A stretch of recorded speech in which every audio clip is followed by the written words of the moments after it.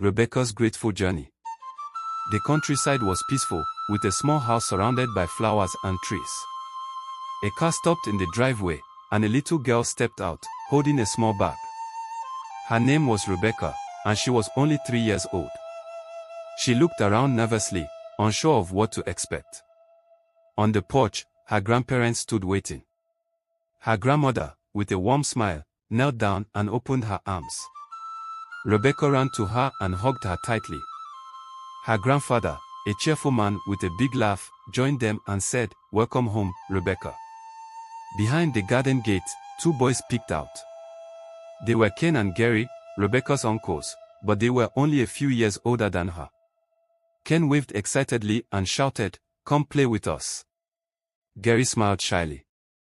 Soon, Rebecca was running through the garden with them, laughing and chasing butterflies. Rebecca had come to live with her grandparents because her parents couldn't take care of her at the time. From the moment she arrived, her grandparents treated her like their own daughter. Ken and Gary became her brothers, and together they created a home full of love and fun. The 3 children spent their days having adventures. They built forts, climbed trees, and skipped stones at the creek.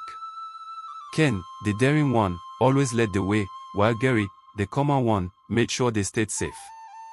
Rebecca joined in every game and felt like she truly belonged. At home, her grandparents taught her important lessons. Her grandmother showed her how to bake cookies, saying, "When you do something with care, it always turns out better." Her grandfather told stories by the fire, teaching her about kindness and courage. "It's not about how much you have," he said, "but how much you give to others." Rebecca grew up happy and loved. Ken and Gary teased her like brothers but always had her back. When she went to school, they walked her to the bus stop and cheered her on at her school events. On her graduation day, they made a big banner that said, "We're proud of you, Rebecca." As Rebecca became a young woman, she carried the lessons her grandparents taught her. She worked hard and dreamed big, knowing they always believed in her. One special day arrived, her wedding day. Rebecca stood in her white dress, ready to walk down the aisle. Ken and Gary stood beside her, smiling proudly.